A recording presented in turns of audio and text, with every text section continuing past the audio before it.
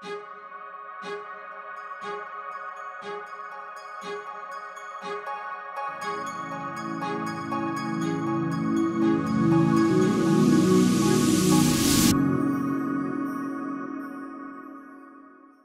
hello and welcome to Kitty Talks. We share inspirational life stories and interview amazing thought leaders from around the globe.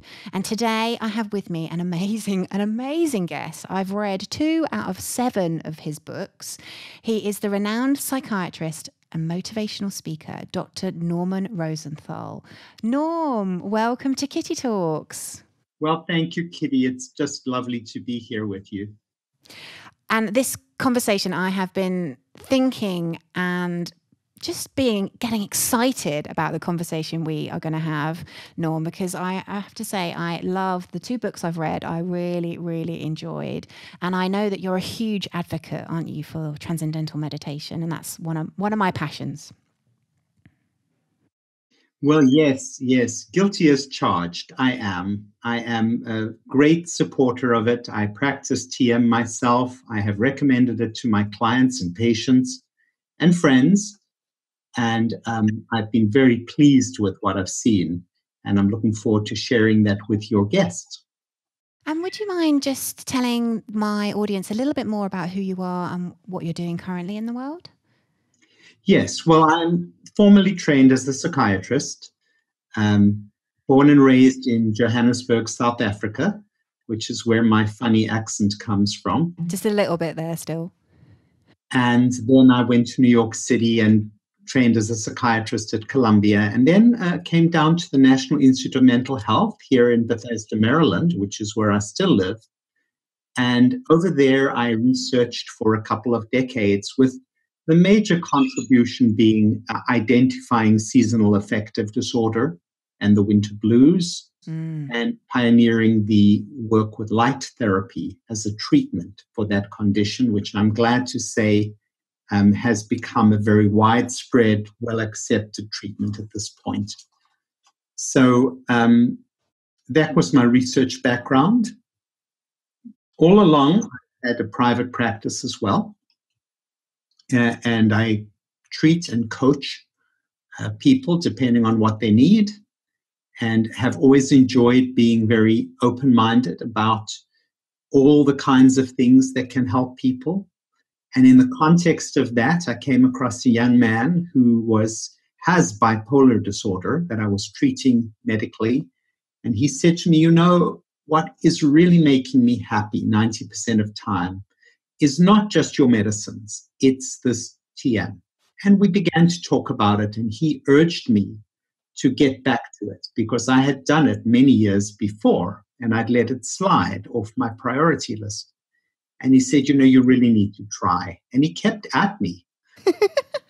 And, you know, I've never been one to say, well, it's my patient telling me what to do. It should be the other way around. I just love learning from anybody who can teach me or anybody who wants to teach me. And the fact that he was motivated to have me learn or relearn, refresh my technique, it really moved me that he cared enough. And so I got back to it and I started finding these really astonishing effects. We can talk more about them in myself. So I started researching the subject. I was at that point, I had innovated my own clinical research organization, and I was able to do a study of TM in post-traumatic stress disorder in veterans who were returning from Iraq and Afghanistan. And these young men were devastated by their experiences in the war. And I saw this technique, apparently very gentle, very subtle technique, but very, very powerful. For example, I remember a young man who had gone over a IED, in the war, and had suffered injuries and guilt at the fact that several people had been badly injured. And indeed, he was waking up at night. It was a terrible situation, put tremendous stress on his relationship with his girlfriend. Start to meditate with TM, and just turned the whole story around. He stopped using vodka, which he was using to numb his feelings. He started doing better with his girlfriend. Their relationship thrived. He began to be able to focus on his studies at university. And it was a transformation that seemed very, very unusual. And so I began to become aware of its potential in so many different situations. So that's just one of the alternative treatments that I've been involved in. So I had light therapy. Then I went on to TM. With a colleague, I have researched the use of Botox for depression, which is an unusual thing. How does that work? I wrote a book on the herbal antidepressant St. John's wort. I co-wrote a book about the treatment of jet lag with light and dark. So I've actually always enjoyed the periphery of things. Yeah. If I look at a picture, I'll always see what's in the corner, not just what's in the center. And so that's where I have developed my niche. And it's beautiful, Norm, because you're bridging a gap, actually. You know, I feel by the work that you do, you're really bridging a huge gap in the sense of sort of almost like East-West divide. You know, you're bringing different opinions together and actually showing how things can work together. Absolutely. It's not either or. It's both. And then finally, after I'd written my books on TM, I came back to the patient who'd nagged me originally, and I said, what was it that made you so persistent about my learning to meditate again? And he said, I believe that if you would learn to meditate, you'd be able to help a lot of people through your own knowledge there. How beautiful. I got goosebumps when you said that all through my body. So yeah, that's lovely to think, isn't it? People come into our lives like that and can change. You know, his influence has influenced a huge number of people. A huge number of people. And that's what I feel very excited about doing, even like in our conversation, that maybe there's somebody out there who hears something that resonates, that makes a difference. And that's, I think, what we're both trying to do in our own ways, is trying to make a difference in the lives of people. Yeah, absolutely. And it's we chatted a little bit before we came on air, but we thought we'd save the goodies for when we were together or talking. But my own background, Norm, is very much one of nervous breakdown and a family history of depression. We've got suicides in our family, and actually it's been incredibly transformational for me having or utilizing TM. One of the things I found when I was kind of chronically depressed, as I could not concentrate, I couldn't be in a conversation with you where I am now. And TM has enabled me to be incredibly present, which, 10, 15 years ago, I was floating around watching myself in a conversation rather than being fully present. So I think there's huge value, and I hope people listening, I think so many people nowadays are suffering with depressive episodes, anxiety, and there's something very simple. I've kind of spread the word across my whole family. My husband's a meditator, my sister's learning, my mum's learned. As you were talking, I just thought, isn't it a great gift to be present?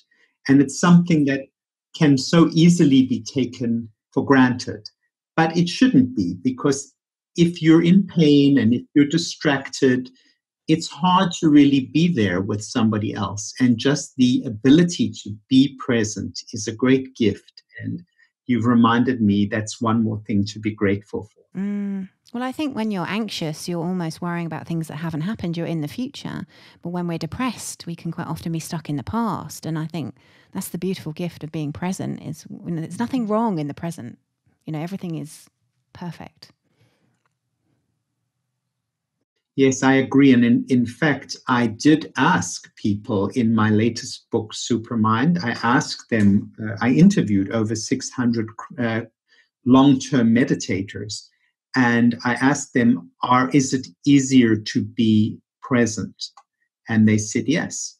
And the other thing I asked them many questions, but another thing that comes to mind, I asked them, do you feel that you are a constant, that you're there despite the day-to-day fluctuations that happen in your life, that the essence of who you are is more consistent? And they said, yes, they have a more solid sense of being there. And then finally, I said, do you feel like you're more authentic? You're really more who you actually are in your daily life? And they said, yes. So these are things that bear on our identity, our sense of ourselves, and also our sense of being there in the moment. And these are all important. Yeah, and having been somebody who was so removed from that, I think it's such an incredible gift, because you get your life back. Actually, you really do get your life back.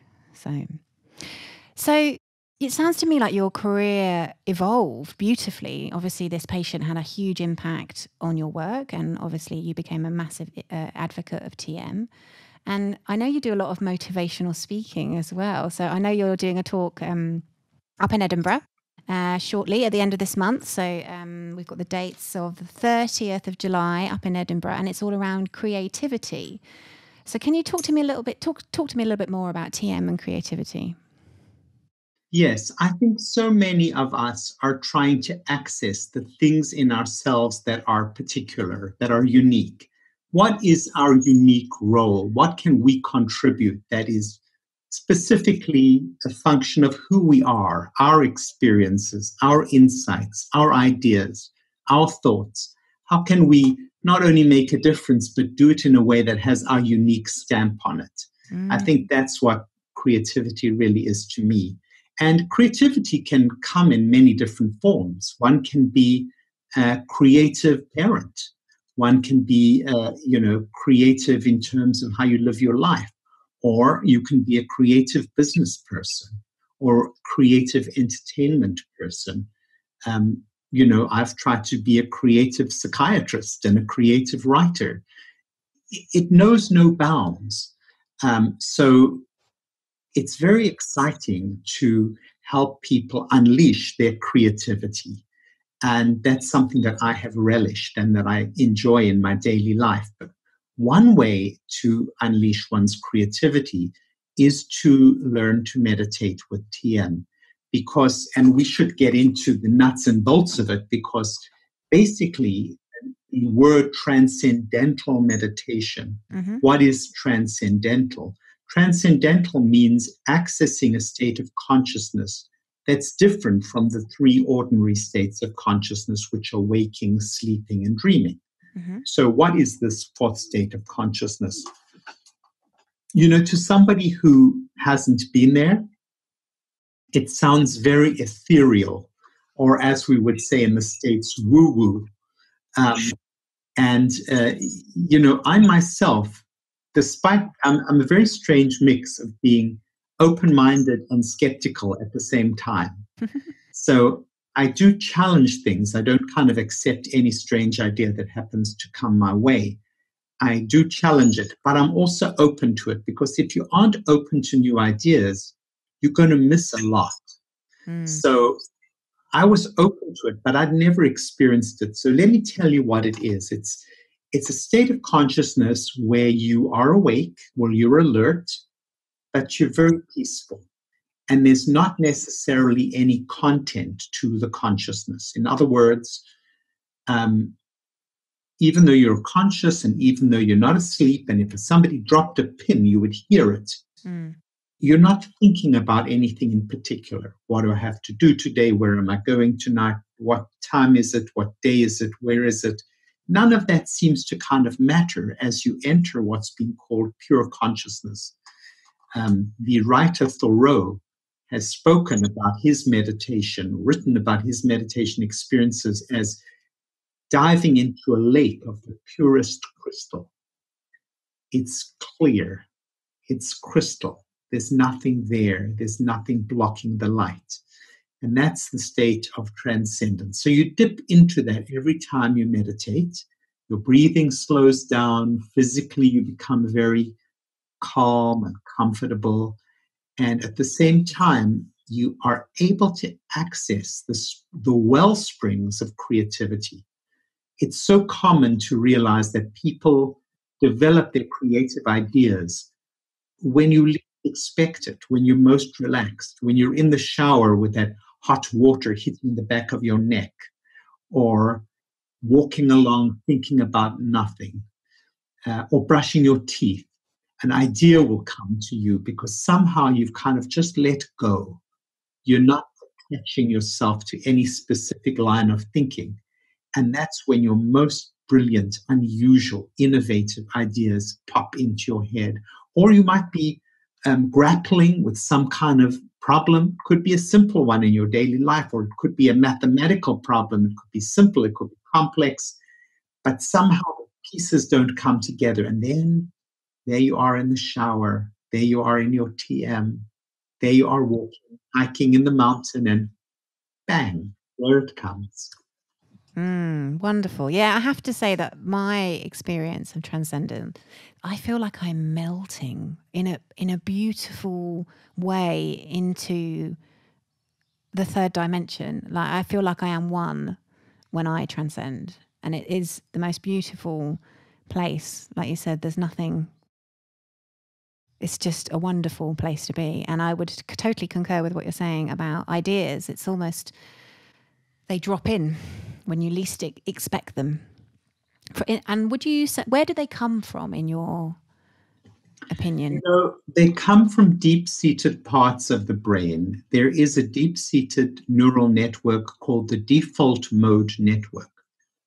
And what happens is that when you're not actually thinking of anything in particular, that's when this network comes online. Excuse me.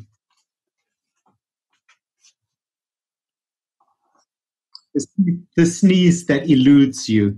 In any event, there's this default mode network that comes online when you're not thinking of anything in particular.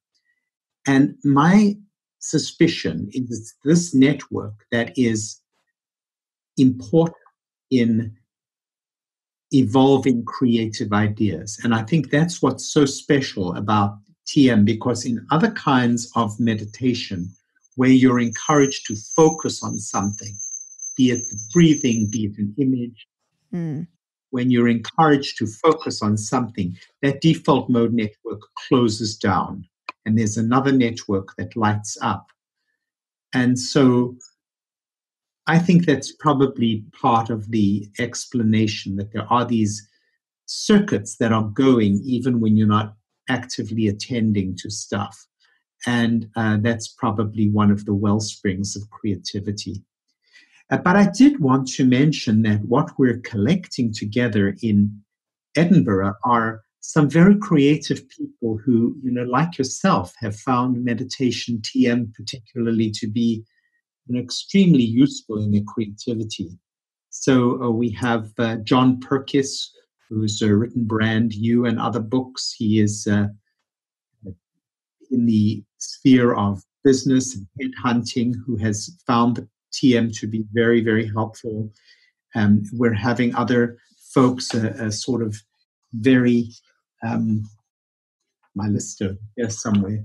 We're a veterinarian who is very, very solid TMer, Kasia Downen-Reed.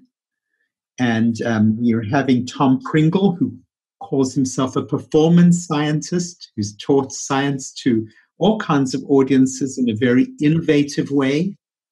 And myself will all be there and talk just about our particular angle on creativity and how TM has fostered that angle. And we obviously will be very interested to hear from the audience about their own experiences. So anybody who is interested in becoming more creative, learning more about TM, is welcome to come and take part in that conversation.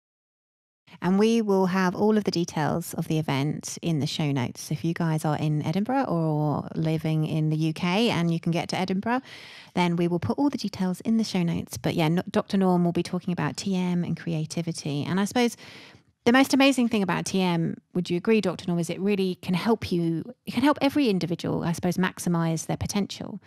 And I loved what you said about how we're all looking for our unique way of doing that. That's very much, I suppose, in my passion, because I truly believe we all have a gift actually that we can bring to the world, and that's part of our reason for being here, is to uncover that and to then use it in service to others.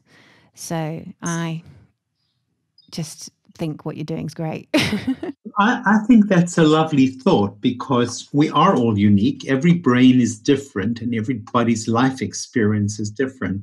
So to be able to recognize the gifts in others and foster them and sort of encourage them, that's part of my mission. And I think in your own way that you're doing the same thing with your work. Mm. Yes, absolutely. And I think all of our listeners, they tune in because they realize that they've got, in some way, shape or form, we've all got a way we can help this planet be a better place, actually. So could you tell me a little bit more about your own journey with the TM? Because you said initially it's kind of evolved, how the benefits that you have found yourself. I'd love to hear a little bit more about that. Well, yes, I did it long ago in South Africa, but I didn't take it seriously. So what I would say is, if you want to really get the most out of your TM, then take it seriously. What I mean by that is, it's like joining a gym is not going to make you fit if you don't use the gym. And I think there's a common experience. You pay your gym membership and you think, well, I'm already halfway there, but you actually have to go. Now, the nice thing about TM is you have to go no further than your living room or your bedroom or wherever, because you can do it anywhere. That's the great thing. You don't have to get dressed up for it. You don't have to leave the house. It's right there wherever you are. And I just did it. I went with my grandchildren to the mall here the other day, and I hadn't done my meditation.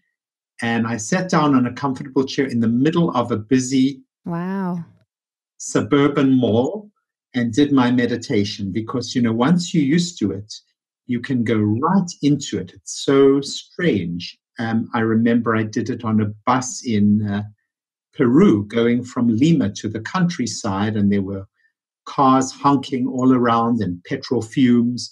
And the person sitting next to me said, how can you meditate, in this kind of environment?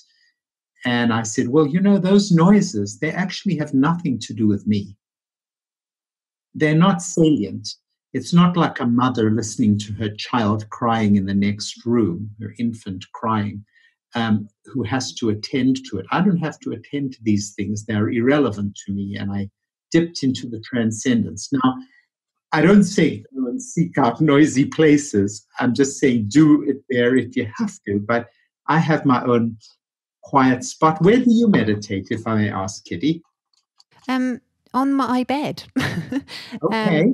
Yeah, so I have to say that was one of the things that really attracted me to TM, was how accessible it is, because my husband's very dedicated. He gets up at 5:30 every morning, goes and sits on a pillow, cross-legged, and meditates, but different Vipassana, more meditation.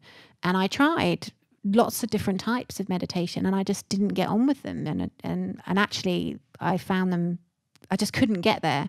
And TM, because it was so easy, I can wake up and I can sit up in bed and do my meditation, and it fits into my life, I think, is what I love about it. Well, those are a couple of things that I have found really hallmarks of TM. Firstly, it's easy. And secondly, it fits into my life, and it fits into the lives of my patients. I saw somebody yesterday and she told me, well, she's been meditating now for 5 years at my suggestion. And she says, I never miss. I wouldn't want to, And, it's just nice that it's that easy.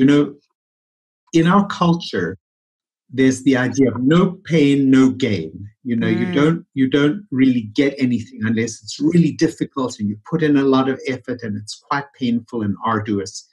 That's actually not true.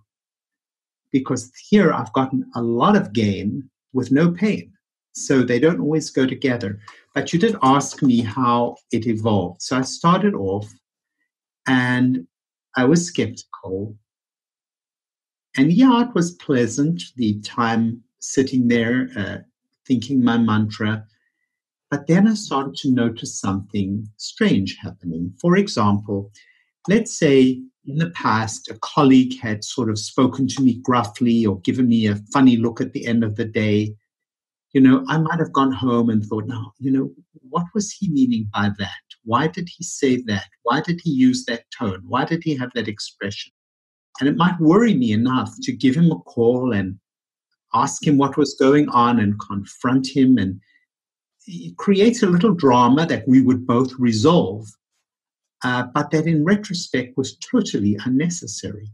Because as I started to meditate, I would think, I don't know why he was looking like that, probably got nothing to do with me. And, if the thing persists, I'll address it, but there's absolutely no need for me to do it now. And it would just kind of dissolve away.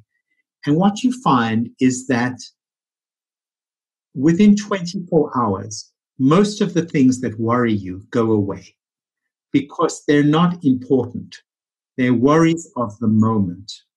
And they speak more to your anxious state than they do to the nature of the world around you. And then if they persist, you can deal with them. But it's having the confidence to know that you're going to be okay, that you're not going to be anxious to the extent that you'll be in pain. And that if the thing persists, you'll deal with it. Mm. You don't have to do it now. It's just that knowledge. Some people may have it just as a basis of their biology or their past. But for me, it was novel to be able to shift gears in this way. And so I realized that reactivity decreases, anxiety decreases, everything becomes easier, and you become more effective. Now, I was also reading the amazing research, very solid research to show that it reduces blood pressure, TM, that it is good for cardiac and cerebral function because, high blood pressure causes the arteries to become damaged. And the arteries, of course, are what carry blood to every tissue in our body, our heart, our brains, everywhere. So if the blood pressure drops, then the damage to the arteries decreases and it just decreases the incidence of heart attack or stroke and increases your longevity. So just looking at those facts, I thought even if this were really unpleasant, like say taking castor oil twice a day, I would do it if this is the benefit I would get in terms of longer life and healthier life. But actually, it's so pleasant. And there again, you don't have to suffer pain to get gain. And so that was the first phase. And that's what led to my writing that first book, Transcendence, where I thought I had said everything I had to say about TM, but I was actually wrong. And then that led to Supermind. Yes, progressively. And that must have been amazing. What happened then was interviewing. Sorry? I was going to say, it must have been amazing interviewing so many people, like 600 people to research the book. Well, I sent out a written interview and then I selectively, zoned in on a few whose stories were rather remarkable. And I was fortunate enough to actually be able to talk to some very amazing people. I think I could just, as I sort of look over my mind, I could just pull them out. There's so many, but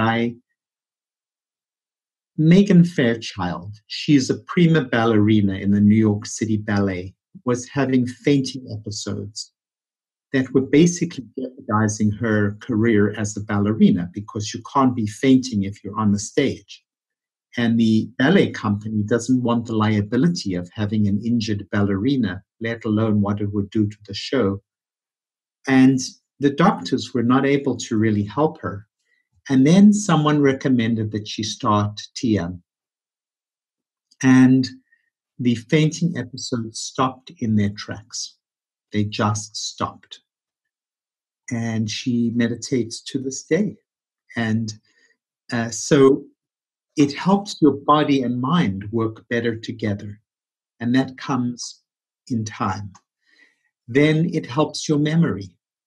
The luminous actress Cameron Diaz talks about a time when she was being filmed in the Los Angeles Zoo on a very hot day, and she couldn't remember her lines. She said, listen, I just need to go and take 20 minutes to meditate in my trailer, and I'll be back. She came back, nailed the scene right off the bat. So it helps your memory, helps your cognitive functioning. And on and on and on. It makes people happier. And these are things that happen over time. And yes, it makes people more creative. And I've seen it. I would be writing Supermind. It might be the middle of the afternoon, that kind of siesta time. And not another word would come out of my fingers. I wouldn't be able to get another word on the computer. It was like William Styron, the novelist, used to say, the syrup was there, but it wouldn't pour. And I would meditate for 20 minutes, and all of a sudden, I counted it, 1,000 words, just released by letting go and by accessing the transcendence. Because every time you go into the transcendence, it's like you give yourself a gift. You say to yourself, I'm not just a machine that's here to produce. I'm a human being, and there's a part of myself that I need to access to feel at peace, to feel enriched, to feel. Maharishi, who brought the TM to the West, used to say, water the root and enjoy the fruit. Oh, that's wonderful. And you've mentioned a couple of times about the concept of letting go. Because I think we can hold on to things in all shape and form, all manner. But when we let go, that's when the ideas come, the money comes, all sorts of things can come. So I'd love to sort of ask you to expand a little bit more on that. Yes, I think there are various ways of letting go. And in fact, my friend John Perkis, his new book is called Letting Go, because it's such a key principle. And it can happen when you are meditating, but it can also happen, when you are like a dog with a bone in terms of trying to grapple with a problem. It's an example of the dog is grappling with the bone, and it tries to get the meat out of the bone, and it's struggling to get whatever it is that it's trying to get. That's sometimes how it feels when we're grappling with a problem, and the thing won't yield. And that's the time to step back. That's the time to put the problem down. Maybe go for a walk, maybe go for a vacation, maybe have a nap, or maybe do your TM. And of all the things that I've found, the TM is the most reliable way to quickly, right there where you are, you don't have to go buy air tickets to go to wonderful Caribbean places or wherever it is you want to go. It's right there. You sit down on your bed, on your pillows, wherever you sit, access your mantra, and you're off on your magic carpet, and you can find answers that would otherwise have eluded you. Wonderful. Wonderful. Oh, Dr. Norm, I want to thank you so much for coming on Kitty Talks and sharing your journey with us. And I know a lot of people listening to this conversation, if you're listening and you're intrigued, please go and read more about TM. It will have an incredibly transformational impact on your life. But where can people find out more about you, Norm? My website is normanrosenthal.com. Very simple. I'm also on Facebook, and people can find me there. And if you want to say hello in person, I'll be in Edinburgh on the 30th of the end of this month, July, and it's a Monday evening at Edinburgh Napier. Would love to say hello to people, talk directly, and on places like this. And so I really thank you for having me on as a guest. No, my pleasure. The pleasure's been all mine. We will have all Dr. Norm's details, his website. Obviously, we talked about the event. We'll have everything in the show notes. And we will have another fantastic, transformational, global thought leader for you next week. Thanks very much. See you again. Bye-bye. This podcast was sponsored by my Do Your Dharma course. Create a life so good that you pinch yourself. This 8-week online course demystifies Dharma and shows you how to tune in to why you're really here. Go to www.kittytalks.com/do your Dharma.